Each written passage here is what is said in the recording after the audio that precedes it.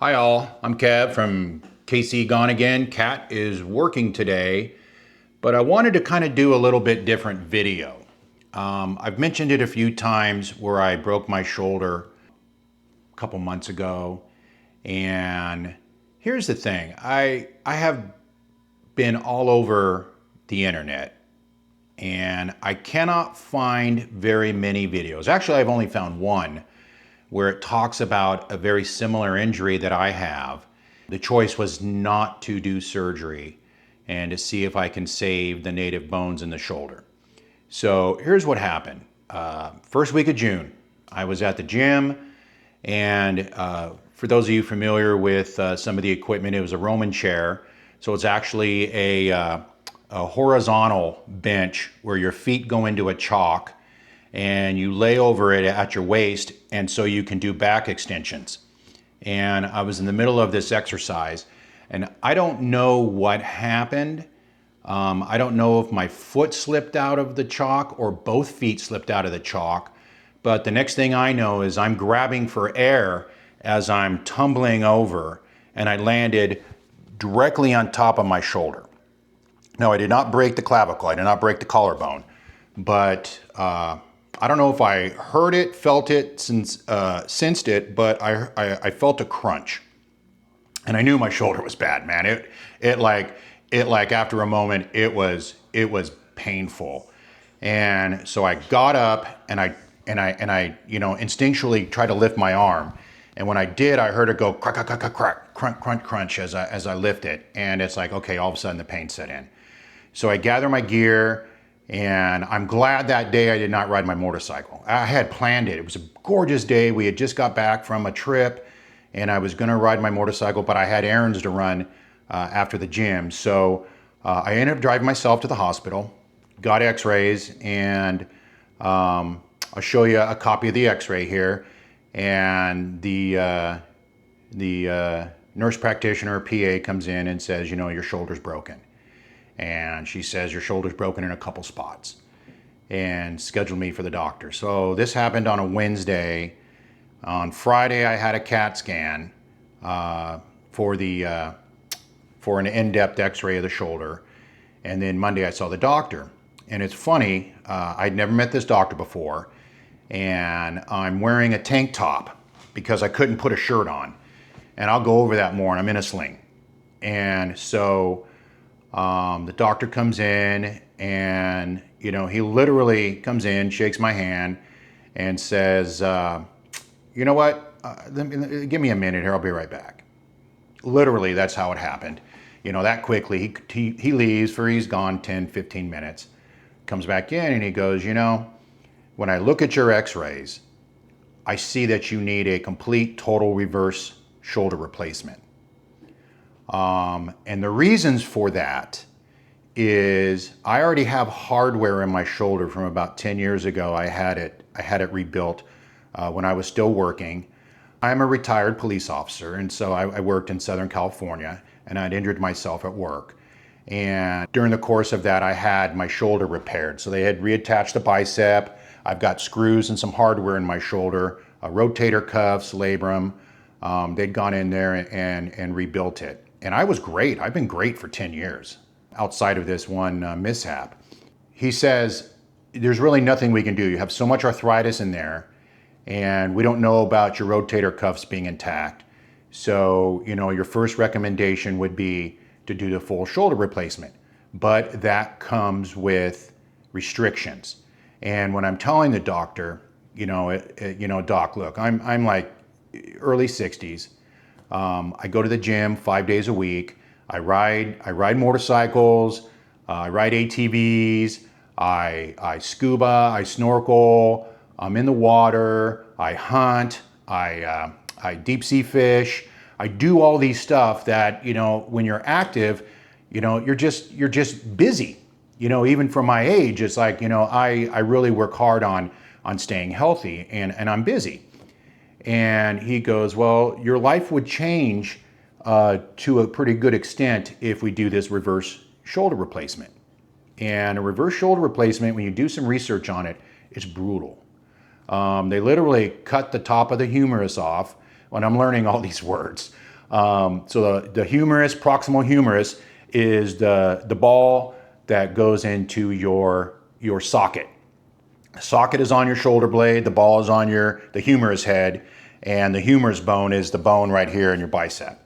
So they cut the top of that off and they make that the socket. And then they cut the socket off and then they drill a titanium ball into your shoulder blade, and so it's reverse engineered. They do away with your rotator cuff, and they take your deltoid muscle and then they use your deltoid muscle onto the bone, and that becomes your rotator cuff. And it's quite successful for a lot of people. The problem is it comes with some pretty good restrictions.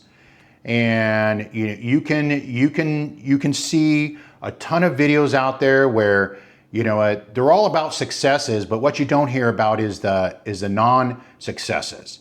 And I happen to know two people in my age group from the gym and from around that have military backgrounds, law enforcement backgrounds, that have not had successful shoulder replacements. And the word out of one of them, if you can put it off, don't do it. It was the worst decision he had made. He goes, almost to the point that I could have lived with my shoulder and I could have learned how to adapt. Well, I'm into 12 weeks now. And so I wanted to post this video to show, hey, all is not lost, if you end up in the same position I'm in. Now, we can be assured that when you get to a certain age, shoulders, hips, knees, we're all going to get them replaced eventually. And it depends on whether you're active or not, how old you are. Shoulder replacement, knee replacements have about a 12 to 15 year lifespan. And it depends on your age once you go through it, I really don't want to go through it again. So after I had this meeting with the doctor says, hey, look, man, you're in pretty good shape for your age. You got a lot of muscle. You've got good bone structure. Why don't we wait and see? Let's see how you do. And so I went and saw him. So this was actually, let me back up. So June 3rd is when I got injured, and we had a cruise set for June 21st out of Galveston. And we talked about that on the Symphony. Well, I was bound and determined to make this cruise. It was a family cruise, but about the first week and a half, I turned to Kathy and I said, man, I just don't know if I'm gonna be able to go. I'm in a bad way. I'm not sleeping, I'm eating pain pills, I'm sleeping on a recliner, I can't get comfortable, I can't move my arm, I can't pull up my pants, I can't put on a belt. There's so many things I can't do. And it's like, I just don't know if I'm gonna be able to go on the cruise. But I'm gonna start trying to work real hard. And so I started getting in the pool and just letting my arm float in the pool. And I could do slow movements with my arm. I could do some pendulums. I could do some movements, some rotations. And it's like, okay, 2 weeks into it, I'm starting to feel a little better. 3 or 4 days more, we'll see where we're at. Well, we made the cruise, and it was a lot of work for Kathy. I'm in a pretty good isolation sling, and so I'm like this the whole time in a full sling, isolating my arm, but we made it, and we had a great time. We had to cancel, we had a snorkel trip planned in Roatan. I think I was gonna go diving in Cozumel. So we had to cancel all these excursions, but we were able to go with the family, have a great time, and made the best of it. Basically, we just got our steps in the ports. Walked around Costa Maya, walked around Roatan Port, had some lunch, had a few drinks, some cocktails, listened to some music, did the same thing in Cozumel. But we salvaged the trip. And Kathy had a lot of work. But what I did find is, I'll link to it down, is I found an inflatable wedge pillow. And I got it on Amazon, and it's a little travel wedge. And it was a lifesaver. We ended up stacking 8 pillows on the bed, the wedge. It came with a little air pump. it was a lifesaver. And I'll link to that at the bottom of this in the description if somebody's in my same position. Well, came home, went back to the doctor, started PT. Doctor says, how you doing? I can't really move it. I had no forward movement. I had no side movement. I'm laying in bed. I couldn't even do a lateral, external a lateral movement with my arm. I couldn't lift it off my chest. It's like it's just not working. And so I'm just thinking, man, I don't know what's going to happen. But I really was bound and determined not to have surgery if I can help it. And so I started PT. And from PT, all we did was stretching and some range of motion. And, you know, this went on for, I went to, actually I just finished PT last week. So I had 12 sessions stretched out over 7 weeks. And by the last 3 sessions, I'm already starting to weight train.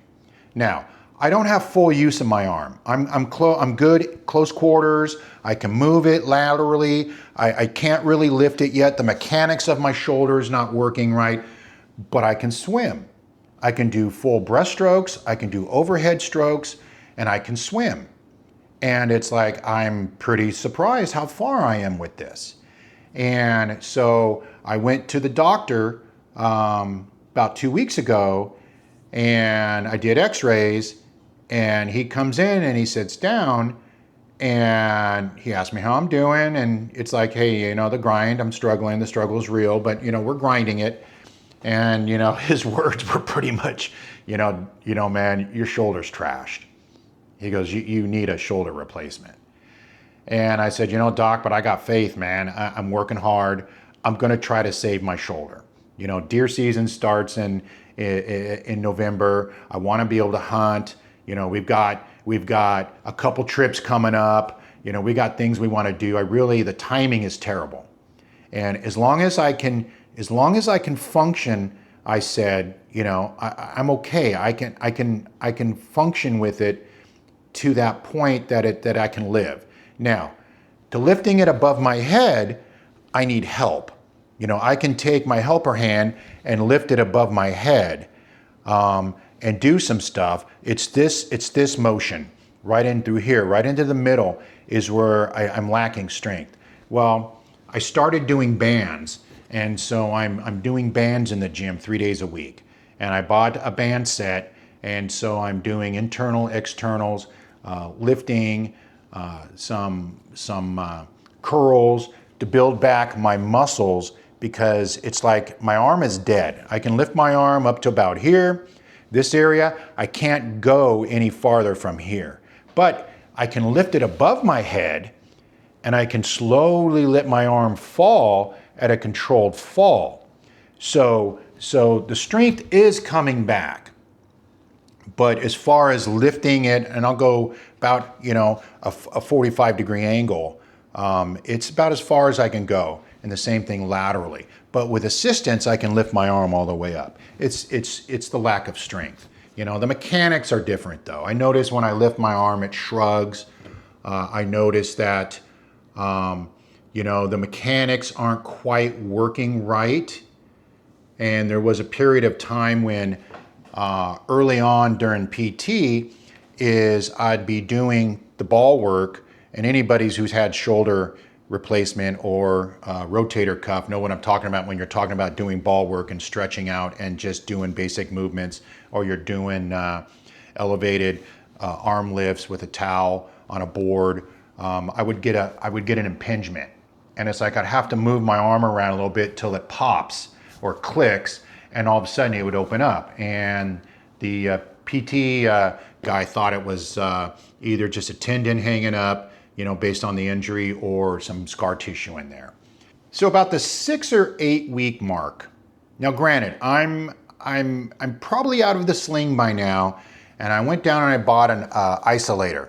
So if any of you are familiar with it, it's a little sleeve that goes over your shoulder. It's basically for rotator cuff injuries. It's just an isolator brace. It comes around your bicep, goes over your shoulder, and it has a strap that goes around your chest. And so I've been wearing that at the gym. So I bought that, and I've been wearing that primarily every time I go out of the house. About the 6 to 10 week mark, I would wear it religiously. Every time I'm out of the house, I'd wear it. Because it lets people know that, hey, this guy's walking around with some kind of brace on. B, it gave me confidence that it did give my shoulder some stability. Because what I noticed early on is I would bend over and I almost feel like my shoulder would move. So I don't know if that was the injury inside or the bones moving, or there was a little bit of movement in the shoulder. It wasn't painful, but it was just noticeable. And so this isolator prevented these bones from moving around. When I had gone to PT, they basically said you have 4 fractures in your shoulder, and one of them's rather significant. There's some space, so that's going to be the one that takes the longest to heal. And so, about the 8-week mark, I started noticing a difference. I am basically pain-free. I can actually sleep on this side. I have to tuck my shoulder in and kind of lay there on the side with a pillow, but I can lay on there. I haven't gone back to sleeping on my stomach, and the difficulty that I had during the course of this is I'm a side sleeper or a stomach sleeper. I'm not necessarily a back sleeper, and so I've kind of had to learn how to sleep on my back, which is not comfortable, because sleeping for about the first four weeks, about the first month, a little over a month, was horrible. It was terrible, and I just rolled with it. I accepted it. So fast forward now to about the week 10 or 11. I seldom wear the isolator. I still bring it with me to the gym, but I haven't worn it the last few times. I don't wear it when I'm out. To see me in public, really, you wouldn't know that my shoulder is injured. I have to tell people. Now when I shake someone's hand, I could go to church on Sunday, or I go to the cigar shop or something, I shake people's hands. It's like, hey man, go easy. I got a broken shoulder. I tell people ahead of time, I'll shake your hand, because the longest time I was shaking left-handed. But I've gotten to a point where, as far as quality of life and functional shoulder use, I'm very, very happy where I'm at. Now, I'm not going to say I wasn't depressed about it or I got a little discouraged. When the doctor comes in and tells you, hey, bud, your shoulder's trashed, you kind of leave discouraged. What I wanted him to do is come in there, pat me on the ass, leave me on the mound and say, you're good for another couple innings, kid, go get him. That didn't happen. So I actually felt discouraged, because I thought, man, I'm working my butt off, and I'm putting the work in, I'm grinding, I'm disciplined, I'm in the pool every single day, I go to the gym every day, I'm working out, I'm doing everything I can, and then to have that. But I'm telling you, and the reason I'm making this video is to tell someone else in my age group, tell someone else at this crossroads, is don't always rush into surgery. Maybe there's other alternatives. Maybe someone can take my story and say, okay, I'm going to try it. The doctor did leave me with, there's no rush to do this. You don't have to make this decision now. I'm basically looking at about a year before I'm stable. Every day I get 1% better. Every day I can do something different I couldn't do the day before. I can lift my arm now. Like just 2 or 3 days ago in the pool, I started swimming overhand. And it's like, wow, I couldn't wait to come in here and show Kathy. I could actually lift my shoulder, as I'm standing there. My problem still is lifting it from the side upward in a frontal motion. Yeah, that's not really a natural movement, but it's all integrated with your tendons and muscles. So I really don't have much strength with that. Just yesterday at the gym, where before, when I was in PT, I think I had an extra light band, or I had a light band. One of the two is like 1 pound or 2 pounds. And I could not do an external rotation.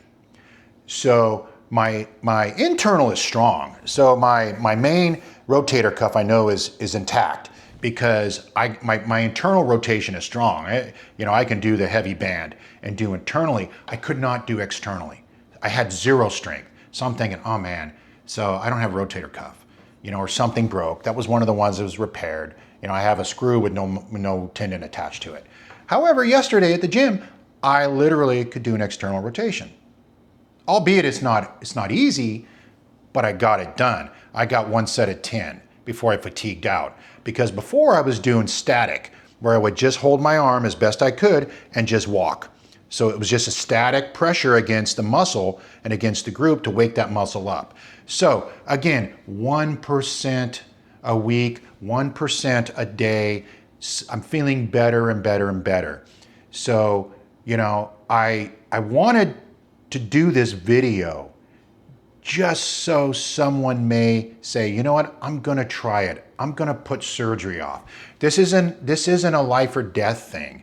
This isn't an emergency surgery. This is something that, hey, if God wills it, man, I'll put the work into it. I've got the faith that I can save my shoulder, at least get me 5 or 10 years. Because I'm just busy. I can't run a chainsaw now. We have a farm. We have a family farm out in East Tennessee, and I have work to do out there. I can't start a chainsaw. I did start my pressure washer when Kathy and I cleaned the filter a week or so ago. I did it left-handed. I couldn't do that 4 weeks ago. So I'm able to start to pull stuff without it jerking or causing any kind of residual injury to my arm. So those are all positive things that I've started to do. And as time goes on, I'll do another video to update, but I wanted to put a video out there because I just don't see alternatives to surgery. And I am not against surgery at all. I've had many of them, actually. I've got mileage, and I've had a lot of surgeries over the years to fix things. I'm kind of broken in a lot of ways, but by the grace of God, I'm working hard. I'm putting the work in, and I'm starting to see results. Discouraging? Absolutely. It was really discouraging for a while. I'd get in my head, feel sorry for myself, life changing. I haven't been able to ride my motorcycle. Basically, I rode it 3 times this year, so it's just been sitting, and it'll probably be a year before I get back on it until I can raise my arm and move it around pain-free. Haven't been on the boat. We haven't even put the boat in the water the entire summer because I was concerned I would not be able to pull myself out of the water on the ladder. We have a wakeboard boat. I couldn't pull myself out of the water. We're actually going to take it out this weekend and give it a shot. Go with some friends, but I'm feeling confident enough. I'm at that 12-week mark to where my bones should be, 100% healed. Although fragile, but they're healed, the socket and everything's starting to feel better in here. And I do have some movement. I do have some strength. And so I should be able to manage getting in and out of the water. Worst case, I get some help. Somebody grabs a hold and helps pull me in off the water. So where I am now, from where I started, significant pain, horrible swelling, horrible edema. My edema is so bad on the bottom of my arm, I couldn't even touch it. The swelling and the edema was horrible. I couldn't even put my arm down on the table because of the swelling. The bruising all around my chest, my arm, my shoulder was horrible. All gone. The pain, pain-free. Every now and again, I'll reach it or I'll do something, or, something drops. Your reaction is to reach out for it. It'll remind me that I'm not 100%. I think the things that I did, though, is I never stopped moving. I never stopped moving. I started taking, on a 5-week cycle, peptides. If you're interested in which peptides I'm taking, leave me a message and I will give you the information. I really do believe, I don't think it's a placebo effect. I really do believe the peptides were instrumental in the tissue and the blood flow and the healing process, because it's all been a combination of starting the cycle with the peptides, and then my strength coming back, my movement coming back. So the timing of it, you know, albeit it could be placebo, I don't think it is, because I'm getting physical results. But you know, it does seem like something's worked, something's changed. Like I said, if you are interested to know my routine or my protocol, leave me a message and I'll get you the information. We're blessed. We're very fortunate to have a pool. So I've been in the pool every single day, 7 days a week. I'm in the pool. I don't care if it's 10 minutes. I'm stretching, I'm swimming, I'm dog paddling, I'm doing laps up and back. I'm doing, you know, I laugh, call it water kung fu, but I'm doing full rotations, full movements with my arm and my hand, and going underneath the water and raising my arm up, doing some stretches, you know, overheads, everything else behind my back, doing it behind my back, which is another reassuring thing is I'm able to put my hand behind my back, and those of you that have had rotator cuff injuries know exactly what I'm talking about, and I'm able to lift my arm off the small of my back, which is reassuring, because if my rotators were not intact, I couldn't do that. Now, the doctor chose not to do an MRI or a ultrasound, which I may ask for, because I'd like to see what kind of muscle damage is in here. I have so much atrophy right now that I can actually feel my shoulder bone. And so I just want to make sure everything is intact. And when I had the work done 10 years ago, they actually reattached my bicep to my pec. And so I have atrophy. So I really don't know if there's muscular damage or tendon damage in here, because we just haven't done the MRI, or we haven't done a ultrasound, which I can't ask for. I did ask for additional PT so I could do supervised strength training, and I'm still waiting for the insurance company. You guys know how that goes. You know, if I get it or not, I don't know. But I'm disciplined enough that, you know, I have a pretty good workout routine and a good work ethic that I'm able to run myself through my. I don't cheat. You know, it's hard enough, you know, dealing with this. You know, going from an extremely active 60-year-old to being almost like a cripple, you know, and so that was pretty discouraging. So I don't cheat when it comes to the gym. I don't cheat when it comes to doing my exercises or my PT exercises. So I do put the work in. And so I'm not too worried about that, but it is kind of nice to have supervised, especially when I'm doing range of motion stretching, just so I stay in form and I don't get a little bit out of form, because I don't want to re-injure myself or hurt myself or over fatigue myself, because all of a sudden, man, I'm feeling good, so I want to hit it hard and, you know, have a chance of over fatiguing myself. I did this video because I haven't found a ton of information out there or success stories of non-surgical options for a broken shoulder. So, you know, this may not be right for everybody.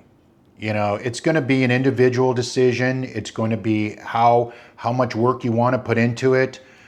What's your lifestyle? I think lifestyle is the biggest factor, because both of these will come with limitations. I may not have a fully functional shoulder. I may have a 70% functional shoulder, you know, where I might have a 90% functional shoulder with a reverse shoulder replacement, but I'm going to have restrictions that I may not have with native bones. So again, non-surgical options are not for everybody. And so I think it's an individual consideration. Plus, I think the biggest thing is, how much work do you want to put into it? You know, if you're a disciplined person, you're an active person, you're in my age group, you know, because if a lifespan of a shoulder replacement, the hardware, is say 15 years, at 75 years old, I'm going through this again. You know, I'm going through this again. You know, who knows what my expiration date is, but I could live another 10 years. You know, people are living in their 80s and 85, 90 years old, relatively comfortably now. And so to go through this again, I don't want to, where I'm able to maybe kick this can down the road, do this shoulder replacement at 70 or 10 years from now, 12 years from now, and I'm good. I'm set to go. I'm set to go for a lifetime. So, you know, I hope this is helpful. I hope this is encouraging, and I hope that this is at least informative enough to say, hey, if I'm in this similar situation, it gives something to think about. Because I just don't see a lot of information out there as to alternatives to the full reverse shoulder replacement in a very active, I don't want to call myself a senior, but as you get older, into an older lifestyle, older generational lifestyle. And so, hey, give me a like, give me a comment, ask me some questions. I'm more than happy to share what I know. I'm more than happy to share my routines. And if there's any comments, I appreciate them. And trust me, I will get back to you. For now, we got some more videos coming up.